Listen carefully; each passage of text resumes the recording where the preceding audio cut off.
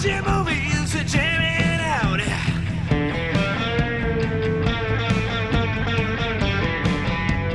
K-Flix 198.4 Fiction Radio. Welcome back to K-Flix Fiction Radio. Dustin, I have one question for you. What's that, Sean? If you could go to the mall any day of the week, what day would it be?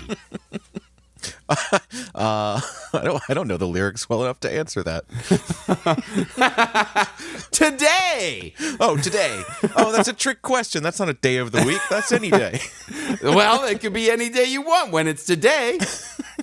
Sorry, I had a little bit of a gotcha there, Dustin. Yeah. I was last minute trying to come up with my own joke for the opening about how we were going to talk about Robin and like bring up the song "Show Me Love," like as if it was Robin the singer in the real world. Oh, sure.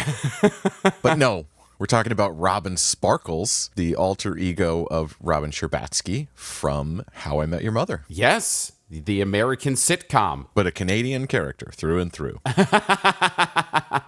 Yeah, and quite proud of it. It is a through line of her character to be very proud to be a Canadian. Yeah, I love that they built that up. Kobe Smulders is also a proud Canadian in real life. Yeah. Dude, let me start off by saying I have not watched this show all the way through. People have told me how great it is over the years. I've seen episodes over the years, and every time I watch it, I dip in and I'm like, man, this is a nice little feeling they've built. There are like all these cool in-jokes and callbacks, and it's just a nice universe. It's very well built, and the jokes are pretty funny. I mean, there are aspects of the show that do not hold up well, and if you can Oh, yeah, sure. look beyond those problematic elements, there are still very funny jokes and setups and storylines that exist outside of those problematic events. Definitely. Yeah. Yeah. There was one big one in the 4 episodes I watched for this where I was just like, oh, the whole time. Yeah. But at the same time, we get really great things like the concept of the slap bet is still one of my favorite things that I've seen in modern sitcom history. Something about a bet episode is going to do well. That's true. Goes back to Seinfeld probably earlier than that. Sure. But I think this one also benefits from such a beautifully slapsticky thing happening as the reward or consequence of the bet. Yes. All of the slaps are fantastically sold. I have to believe they were making contact. Like, they're excellently sold. Never did I question a slap. Or maybe it's just great sound design and, good cutting. I know it can be done, but it looks good. Oh, yeah. And that first one, the very first one where Marshall, Jason Segel's character, slaps Barney. It's just out of nowhere. The whap. So good. I mean, I know this is like one of the more iconic episodes of an iconic show, but I'd never seen it, so I had a great time. I've seen all of the show, and this is the episode that if I go back and watch anything, it's this episode over and over and over again. I've seen this episode probably a dozen times. Yeah, I can see why. It's a good setup. It's a good premise. This show's really good at like weaving, because Seinfeld never got into something that was unfunny about their lives. Right. This show does that Wonder Years thing of weaving in the real stuff and the comedy in a really palatable way that keeps it fun and interesting and cliffhangery almost as it goes. Oh, sure. And they're really good in an Arrested Development style way of taking like the slap bet, for example, and then that lasts for several seasons of just doling out the slaps. Yeah. They have all kinds of good callbacky stuff like that. And a lot of it, when I was watching, I had to kind of assume that it was the case because I wasn't fully familiar with some of the things they were referencing. But you could just tell, like, oh, the audience liked that. Because you could tell the audience liked it because there's a laugh track. Yeah, they're watching it happen live. Was there an actual audience or was it just a laugh track? Oh, actually, yeah, I don't know for sure. I assumed that there was still people there. Yeah, I'm not sure. I know some shows in this era of when we were kind of between the formats for sitcoms, they would do the laugh track thing, but they like cut the whole studio audience aspect. Oh, really? Harder to get a vibe if you're the actors, I guess. Yeah, definitely. Because you're just holding for nothing. Unless they're playing the laugh track while you're recording it. Could be. Modern technology, bro. It can do anything. I have to look it up. Yes. they did have a live studio audience. Oh, cool. Those there we laughs go. are real, or mostly real. You know, they mix it in too. Well, I'm glad that you enjoy the episodes of the show when you see them. I know that it is sometimes hard in this day and age to watch stuff with a laugh track and not be able to get over it. It is, and honestly, that's why I haven't seen this show, because back when it was airing, I was so anti. Like, I lumped this in the same category as like 2.5 Men and all the Chuck Lorre stuff over on CBS. Well, this was on CBS, I think. It was, yeah. But like, you know, and people told me, you probably and other friends told me, no, this is different. It's a standout. It's really good. But I just couldn't get over it at the time. Now I would be perfectly happy to watch the whole thing. Sure. And that's an understandable take to have at the time, because that was all that we grew up with. And it was like, you know, once we saw that, I keep bringing it up, the Arrested Development route of just like, no, man, I'm done with that. Like, let's go with the 30 Rock. Let's go with the Malcolm in the Middle. Like you were I was going about to say, Malcolm in the Middle is the one that turned it single cam for me. Sure. But yeah, the studio audience thing was so out in that moment. Yep. I didn't expect when I turned it on to just have that moment of like, oh, because I had forgotten Bob Saget as the first and last thing you hear every episode. Oh, yeah, dude. The narrator. He's the adult, or the, not adult, but the older version of Ted Mosby. the main guy, Ted Mosby, yeah. Which doesn't sound at all like Ted Mosby in the show. So it's always so odd. I mean, Wonder Years is what I'm trying to say. Daniel Stern. Well, Did no, I Daniel don't. Stern sound like Fred Savage? No. Well, but who's to know what Fred Savage was going to sound like as an adult then? I feel like you can take an adult voice and be like, that's not going to sound the same as a further adult. Sure, yes. Than it would be for like this teenager. He could, I guess, sound like this later on. Who knows? Yeah, it is like Ted Mosby's voice should be there should be the same accent and affect, a little deeper, a little scratchier maybe. Right. I mean, I'm Whatever. happy to have Bob there. Don't get me wrong. It's great, but something that always stood out. TV magic, ladies and germs. So the story of Robin Sparkles unfolds over 4 episodes of the show, and those are the 4 episodes that we're going to single out and talk about today. Yes. What did you think about the story of Robin Sparkles as a whole, Dustin?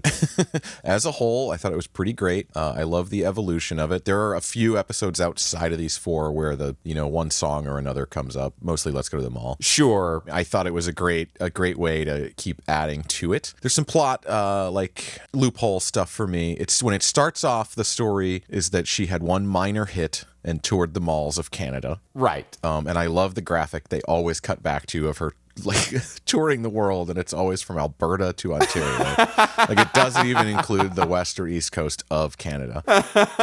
Yeah. Perfect joke. As it goes on, it seems like she was a bigger and bigger pop star. Absolutely. It starts in season 2 and we end in season 9, and that's what comedies do. They get bigger and wackier, so I'll accept it. Sure, a very small complaint. I mean, we're getting more of the story, and that's fine by me because it's a fun story that unfolds, and I love the characters' enthusiasm for finding out the new parts. Yeah. Like every time Barney runs in and he's like, Robin Sparkles 3, y'all, and they all, ah! Yeah, Robin Sparkles 3, it's got that like meta thing of almost addressing us, the audience, directly. Right, yeah. But super fun. It made me want to watch the show. Oh, great. That's a cool outcome. Yeah, it was a little weird teleporting through time like that, too. I was like, oh, what's going on now? Because they do change. Oh, absolutely. So the writers of the show have stated, I think, that the entire inspiration for Robin Sparkles was a music video released by Alanis Morissette in the early 90s, in 91, I believe. Yes. Is that pretty much your read on it? Yeah, Alanis did have a early record in 1991. I listened to it earlier today, and it's got big-time Paula Abdul vibes. Big time Paula Abdul vibes. We've mentioned one of these songs before on the show. I think I was giving you a little quiz, You were. playing some like crazy 80s bebopping Trent Reznor stuff. And there was also this song, Too Hot.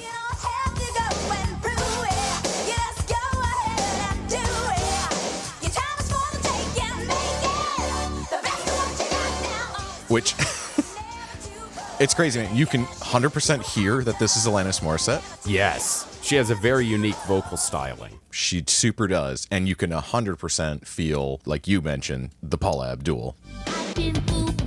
Oh, yeah. The Paula Abdul is thick. It's all, I mean, a lot of 80s pop sounded like this, but she had the, like, gnarly guitar stuff going on. It made her a little edgier. Yeah. Uh-huh. And I feel like Alanis was definitely, like, you know, positioning herself in the same way until she went even edgier 5 years later and became like a grunge icon. Would you say she was jagged, not edgy? Yeah. Okay, jagged. Yeah. Jagged little pill. I get it. Yeah. I think there's some Bobby Brown to credit in here as well. You went with the Ghostbusters 2 song. Hell yeah. Dude, if I have a chance to play the Ghostbusters 2 song, I'm going to play it. On Our Own by Bobby Brown. It's like Funkadelic is playing the music, and then there's just some like grindy guitar in it and some kid singing over it, and you've got yourself a bona fide hit in the 80s. Yeah. Late 80s, for sure. Getting back to the show, they became aware of this. I don't think too many people were aware of this, like, pre-Jagged Little Pill Alanis Morissette, who was kind of minorly famous in her home country of Canada. Right. And they went, oh, we have a Canadian character. This would be great to run with. I do think that there was also inspiration from other people, but in terms of the career trajectory. We'll get to that. Yes. Musically, yes, absolutely. I'm with you. I have stuff too. But in terms of like, yeah, Canadian who like reinvented themselves. Yes. This was their jumping off point. Which is a pretty great thing to find out about because I didn't really know much about it until you brought it up, quizzing me on this very show. And I didn't know much more about it until now. It's all a learning process here on K-Flix. Yeah. I mean, that song's a bop, by the way. Like, It is. I could listen to Too Hot some more. Did you check out the whole album, you said? I think I listened to probably 2/3 of it today. Oh, okay. Any standouts? Feel You Love was pretty good. And Plastic was fun as well, I thought. Nice. All right. We'll check it out. Alanis Morissette from her, what's the album called? It's just called Alanis. Just called Alanis. Oh, that's right. She was branding herself with the one name, I think, too. Madonna style. She was. What do you say we get into the Robin Sparkles of it all and hit them with some Let's Go to the Mall here, Dustin? Yeah, that's where this is all leading. Put on your jelly bracelets and your cool graffiti coat. At the mall, having fun is what it's all about. I haven't done my homework yet. That's okay. And you know how my parents get. Whatever. I don't care 'cause all my friends are gonna be there. Everybody come and play. Throw every last care away. Let's go to the mall today. I love that, like, whip sound effect that's in the chorus, that whoop-sha. Oh, yeah. I mean, can't have a bubblegum pop without some of that. just a bank of drum pads doing cool sounds. Oh, yeah. It's really hard to pick a section of the song to play because the chorus is so catchy. So you want to get a little bit of the chorus in there, but you want to Sure. get some of the Canada pronunciations in there as well. And It's doing the same thing, man. yeah, it's really difficult. All the Canada jokes are like, it's like good-natured South Park. Right. Like, they're all so funny, but just not too cutting, I guess. That's fair. Yeah. But they really pack in a lot, right? From A to Z, as they say in the show. They hit it all. Yeah. They do it well. So, Sean, we always try to dig into the songwriters on anything that's featured on the show, right? That's true. Sometimes with more success than others, but pretty easy on this one because these two guys happen to be the creators of the show. Yeah. Very easy in this case. Carter Bays and Craig Thomas, creators of How I Met Your Mother and members of a band called The Solids. Yeah. They also have written music for American Dad and the Late Night with David Letterman show. They have, yes. And pertinent to this, if I can go on a slight tangent here, they did write this song.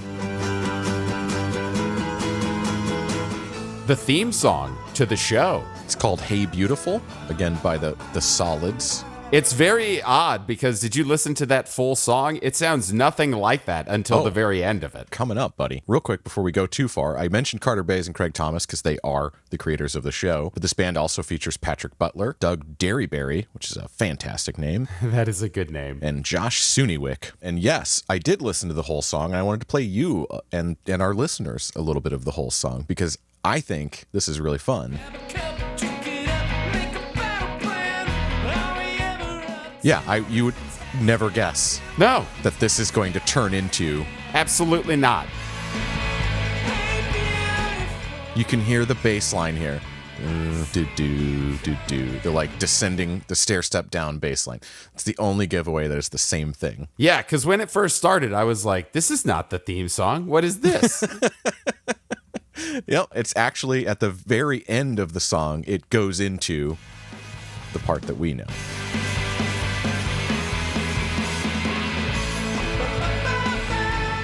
And I think this is really cool because I think this song is part of like a grand tradition of theme songs that are real songs. Oh, are you going to go on a little tangent here? Mini tangent. When I think of specifically like comedy show theme songs that I didn't realize were real songs at first, Yeah. nothing hits me like the Scrubs theme. Oh, right. Yeah. Superman by Laszlo Bain. Which we've talked about on this show. Yeah, this is the part we all know. It's the intro to Scrubs. But then, it just keeps going. With like different words that you're not familiar with. Yep. But you're just plugged into the wall. It's just fun to, to hear like the rest of it that exists. Because it's such a weird thing we do where we cut out a little piece of it and play it forever into eternity as the opening to half-hour segments of TV. Right. Exactly. It's super fun to hear the rest of it. Yeah, it's like an alternate reality you step into. Definitely.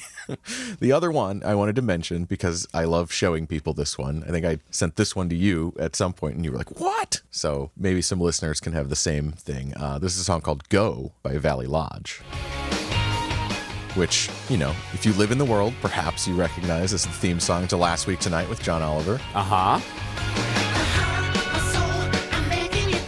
But they don't play this part on HBO. No, they certainly do not. I listen to this song all the time, actually. It's a good tune. So anyway, kind of fun. Very fun. So many theme songs are just what you hear. That's what they wrote. That's what they recorded. That's it. Hit 30 seconds or whatever it is. It's kind of cool when it's the whole thing. Heck yeah. Two quick in-universe facts about the song Let's Go to the Mall. It was off of the album Make It Sparkle, and the song went double maple. Double Maple. Yeah. Showed big Maple Leaf Records. Uh-huh. I tried to look into that, and I'm unclear if that's a real thing or not. Like, I was sure it was a joke at first, but now I'm not so certain. There is, like, a Canadian record certification organization. What I'm not sure is if they call it Going Maple or not.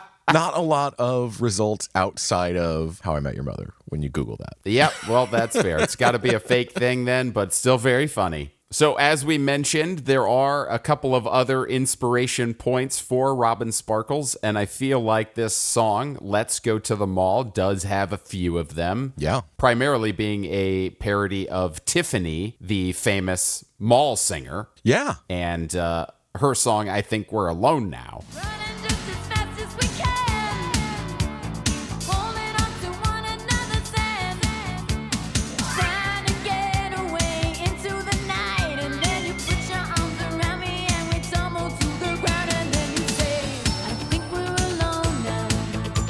It doesn't seem to be. I know that Tiffany is typically used as like a joke, but this song's a banger. Oh, yeah.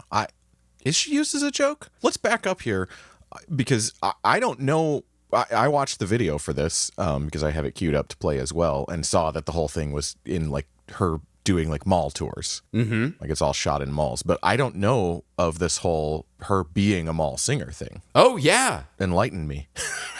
Enlighten us, if you will. No, that was her career, like Really? as a mall singer. Like when Robin Sparkles is talking about like that being her early life, that is Tiffany's early life. as a Really? singer and Okay. performer. Yeah, yeah. She was one of those artists that was just going around to malls and kids are losing their fucking brains because this artist came to the mall. Dude, malls were so huge then. Of course they were. Yeah, they were the place to be. Place to be. Yeah. So it's weird. You think of it now and you're like, oh, a mall singer, huh? But that was probably a good spot to get. I think so. I mean, you could do a lot worse. Yeah. Some people never even get to that level. I mean, you're touring around the country performing for people that are screaming their brains out. I mean, yeah, it looks packed every time. It's just crazy seeing so much life in a shopping mall. Yeah, you don't see that very often. I think musically, it's also a good helping of Material Girl.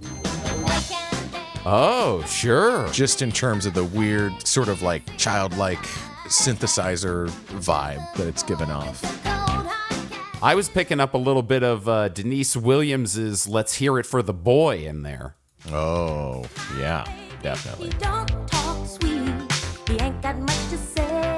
From the Footloose soundtrack. That soundtrack spawned so many hits. Oh my God, yeah. I think you're right on with your comparisons there. Yeah, you too. It's lived on in the real world in a few ways. I've got a couple of other versions of Let's Go to the Mall if you're interested. Okay. The first one is from Comic-Con 2013, and I like this clip because you can see that like Kobe Smulders is like nervous about seeing it live for the first time. Okay. And she sort of gets help from the crowd and from Neil Patrick Harris in particular. Ready? So, does everyone know how it goes? No.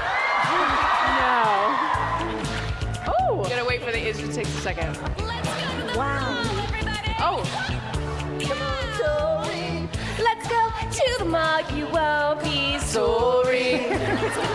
Everybody? It'll be just at the mall. It's what it's all about. Dad says I'm too young to date. Francis, we're killing it. It's just fun because Neil Patrick Harris, professional singer, is over there just like doing his part to like keep it going, keep it moving. Because she's like everybody sing with me, and like nobody sings with her. She's like, I don't want to do this alone. There's also this interview I found from 2016, which it's from a show that I'm not familiar with. It's called Popcorn with Peter Travers. It's like an ABC News film review thing, I guess. Okay. Sort of Good Morning America adjacent. But I just wanted to play this for you because to me, it seems like she's blindsided, by the fact that she's going to be asked to sing, and it's done in what I consider a pretty annoying way.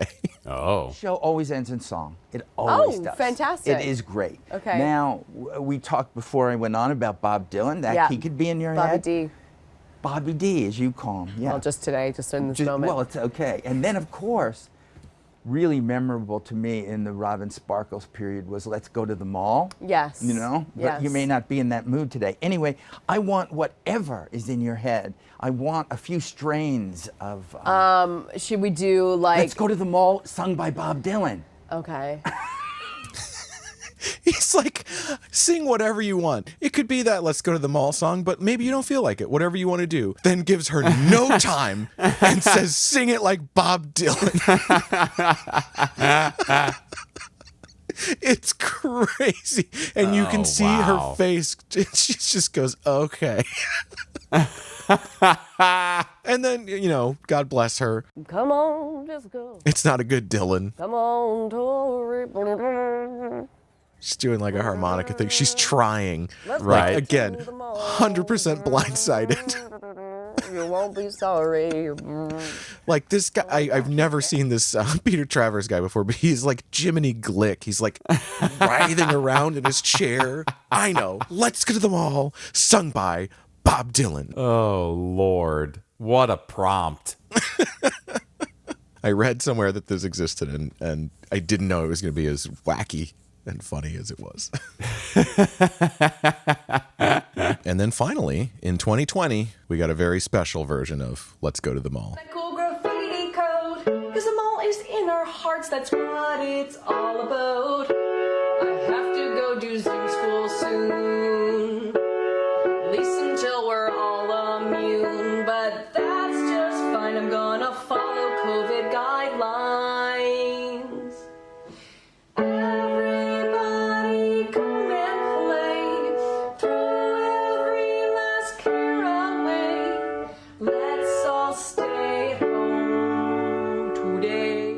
So Kobe Smulders did, like so many folks did, a pandemic rendition. Sure. Called it Let's All Stay at Home. Although that did lead me down a road of finding this Austrian group called Core X, who did their own version of it for the pandemic, and I think it's a little better.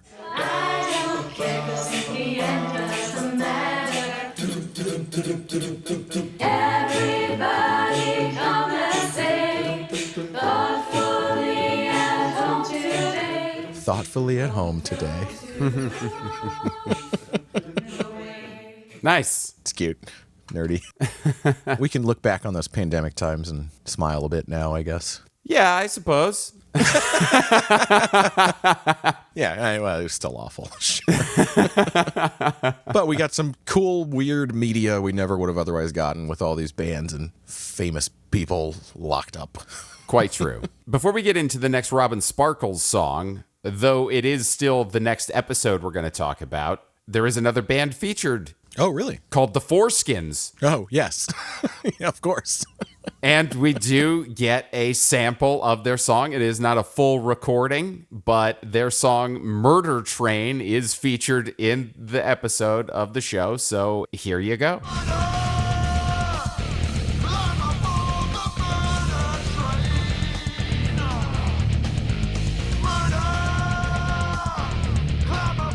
And this song is played over an adoption listing for animals, like sheltered animals.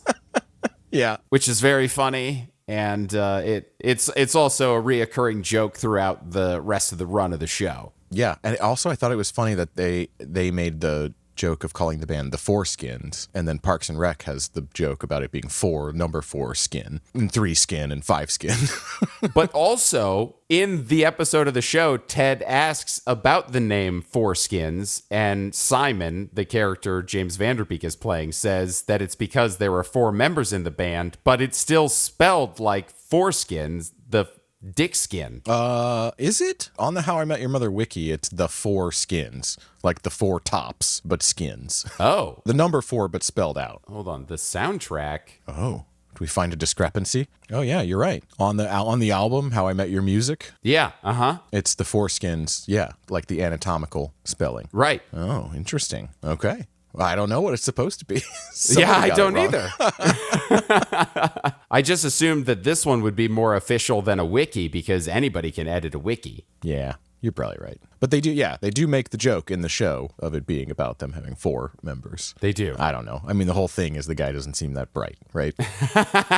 Very true. Yeah, Simon is not the brightest. I thought James Vanderbeek was really funny. He is very funny. Yeah, I just saw Vanderbeek guest in something. I can't remember what. He's good. He's always good. But I thought in particular he really brought it for the How I Met Your Mother episode. Yeah, very funny. So yeah, in this episode from, I think we're in season 3 now. Yes, 16. Episode 16 of season 3 is called Sandcastles in the Sand, and that is the name of the second Robin Sparkles track to be revealed in the show. But now I'm building sandcastles in the sand.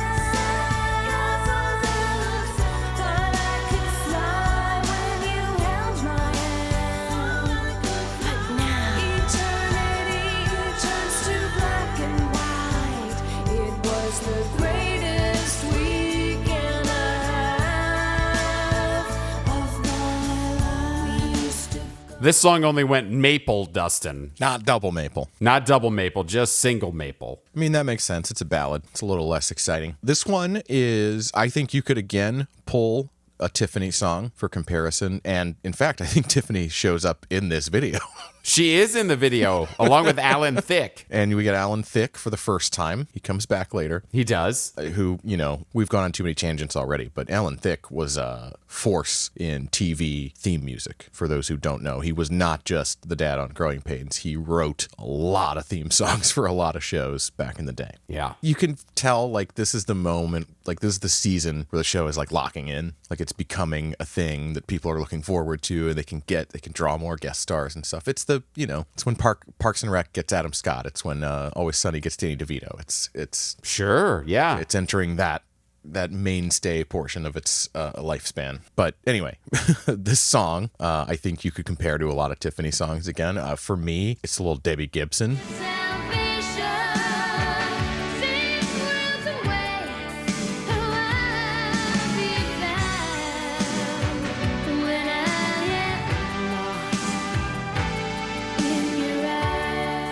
just one of those sort of bubblegum ballad longing for a boy songs like Debbie Gibson's Lost in Your Eyes. It's interesting that you bring up the Debbie Gibson because the music video for Let's Go to the Mall is based on a Debbie Gibson music video. Oh, really? Yeah, it's for a song called Electric Youth. And I'm going to send you the music video so that way you can see what I'm talking about. Okay. That's interesting that it's based on this because that Tiffany's thing was so in the mall.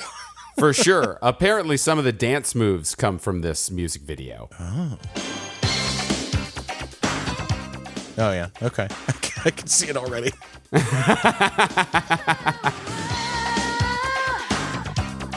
Yeah, nice. Yeah, it's got the big group dance move things going on For sure. that Let's Go to the Mall has. Well, and the costumes are pretty on point. Pretty similar, yeah.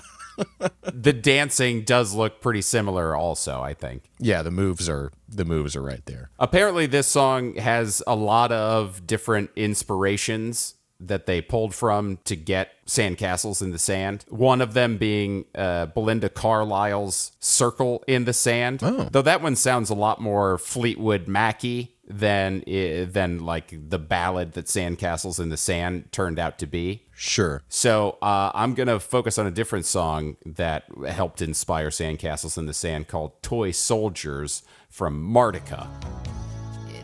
This one has those like whisper vocals that Sandcastles in the Sand has. Yeah. Like right there. Definitely. Man, the things you could do with an 808 drum machine and a shitload of reverb. That's like Top Gun music level reverb. Yeah, no kidding. The next time we get some Robin Sparkles action comes in season 6, and we discover that she was a part of a kids show called Space Teens, and one could argue that it was not a kids show. There's a lot of suggestive imagery. Yes. And this episode features a guest that helps out on this song, and that guest is Nicole Scherzinger, who I know from the Pussycat Dolls. We get a duet. And there are 2 different versions of this song because Nicole sings on the TV version, but when it was released on the soundtrack, it was done by Camille Rudisill. So here's the TV one featuring Nicole. Where do I know this song from? Oh my god, it's the Beaver song. Okay, which one have you put this on? Hey, Beaver, come on. When you feel alone, just pick up that phone, and I'll be there to share my ice cream cone. We'll lick it side by side. Wow, this is so dirty. Come on, Barney. It's a sweet song about friendship. Yeah, dude, come on.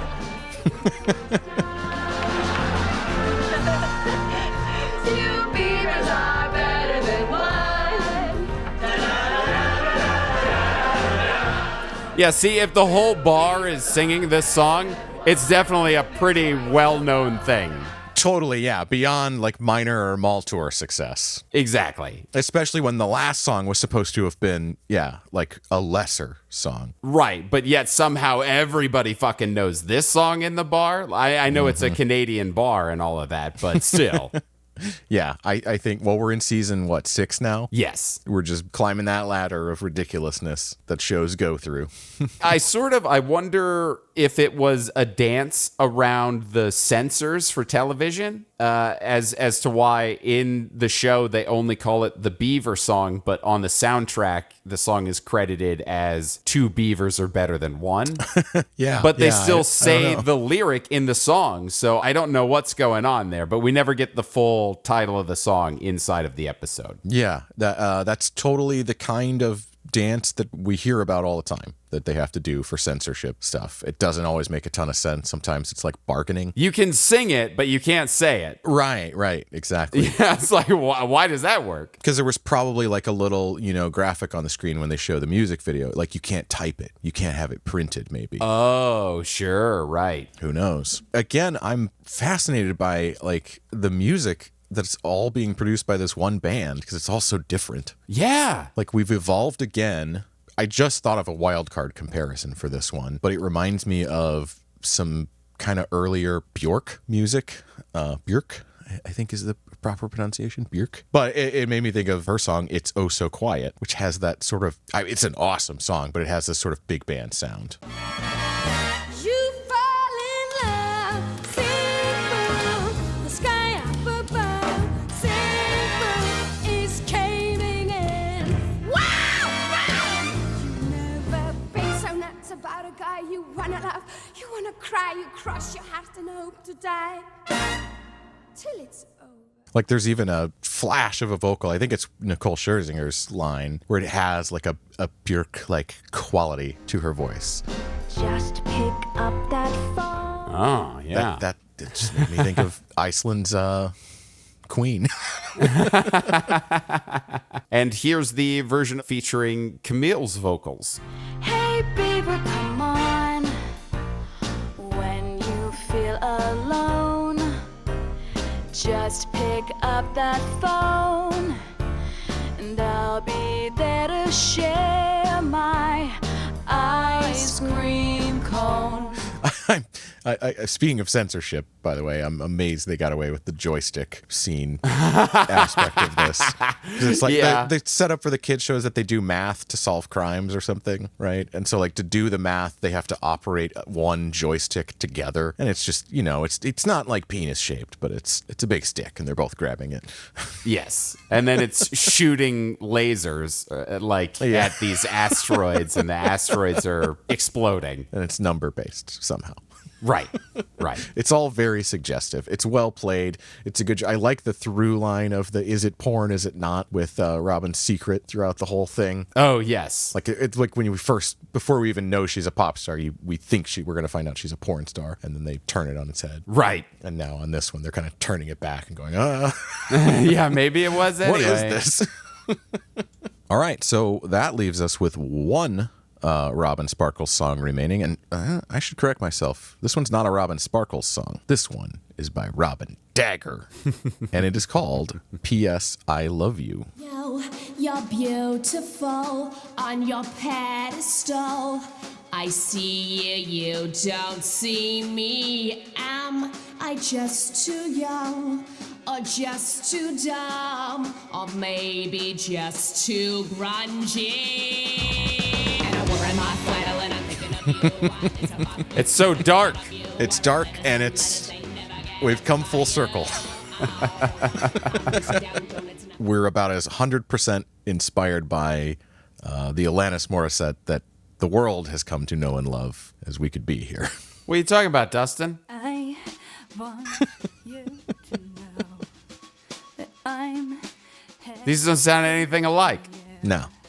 Yeah, I must be mistaken. Yeah, there's no little snare drum going on in both of them. There's no exact 18-second break that happens there. Not that you're counting. You Ought to Know by Alanis Morissette right there, in case you didn't know. You ought to know by now. It's a 30-year-old song. Yeah, Robin at the end of her singing career makes a big turn, goes grunge, and when we get the most ridiculous, biggest version of this story yet in this episode. Yes, we've gone we do. from what was again a minor hit across the malls of Canada to now it's got its own behind the music episode produced. Of course, it was not on VH1. It was on Canada's Much Music channel. Yes, and the show is called Underneath the Tunes. Underneath the Tunes, yeah. It's behind the music. It's underneath the tunes. Yeah. Do you remember Much Music? Vaguely. I think at least for a time you could get it as part of the cable packages where we were, and I loved Much Music because it was MTV was fully done playing music already when we were in high school. Oh yeah. VH1 still did sometimes, but it was a lot of crappy music. But yeah, Much Music I remember specifically it makes me think of the band Gob. If you remember Gob. G-O-B, spelled like Joe Bluth. I was gonna say, is that an Arrested thing? No, just Gob. They were a minor success pop punk band. Okay. But I will always associate them with much music. You got exposed to them somehow, and that's awesome. Yeah. This song definitely completes the Alanis Morissette arc. Oh, yeah. It does not hide that fact at all. No. And not only does it sound like Alanis Morissette, they do this funny, like, rewriting history thing where in the episode of Underneath the Tunes, you get all these like famous Canadians like Alex Trebek and Geddy Lee saying like this song was the birthplace of grunge. Yes. Which is hilarious, and they call it out in the storyline because like first Trebek says it and they're like, well, Trebek, what does he know about music? And then Geddy Lee comes in and he's like, I would say it was the birthplace of grunge. And Jason Segel's character is like, oh man. I like that it's sort of a through line throughout Jason Segel's career that his characters really like Rush. Yeah. It's in Freaks It and is. Geeks. It's in I Love You, Man. It's in How I Met Your Mother. I'd venture to guess that Jason Segel loves Rush. Yeah, I would assume he probably loves Rush, yes. I love that that's lore that applies across characters. It's just the guy who plays him. Oh, just so everybody is aware, this song is about Paul Schaefer. The PS in the song title is Paul Schaefer. It's Paul Schaefer. And that's, it's a good punchline for a joke. Poor Paul. Who's also in the Underneath the Tunes episode. Oh, yeah. Yeah, that's right. I mean, they got everybody in this one. I think Alan Thicke comes back as well. He does. Confrontation. Yeah, he beats up Barney. Yeah, I think it's a great way to end it, to come full circle to the whole Alanis thing, to like where her career really went. Yeah. I think it was a nice way to do it. I agree, and I'm glad that you enjoyed the few episodes of the show that you had to watch for today's episode. And if you watch any more of them, please let me know how you enjoy the show as a whole. Oh, I will, man. Yeah, I would say my grand total is maybe like 15 at this point. So I just got to fill in the dots. Like 100 more, maybe. Yeah. Not too bad.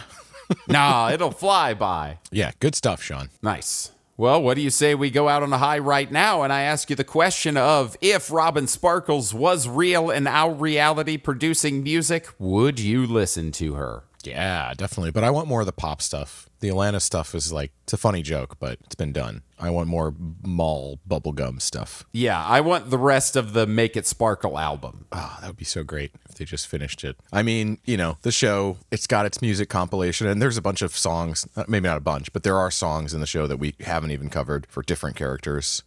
Barney has at least a song or two. He does. I think the main guy does as well. Ted. Yeah, I think the only one that doesn't have a song is Allison Hannigan. Oh, interesting. Lily. Okay, I think she's gotcha. the only one that doesn't sing. And she has a verse in Barney's Suit song. Oh, okay. Nothing suits me like a suit, which, just to add kindling to the fire of, holy shit, same people wrote that, like a whole musical style thing.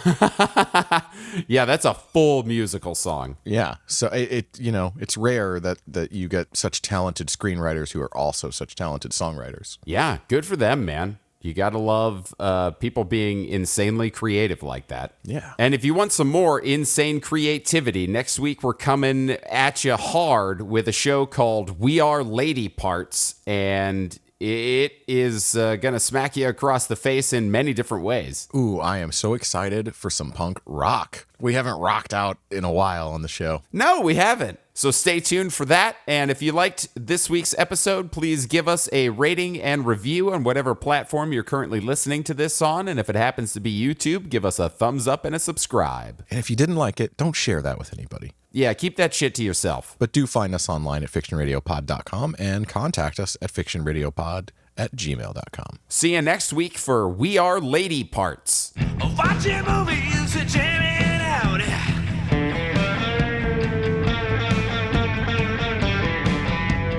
KFlix 198.4 Fiction Radio.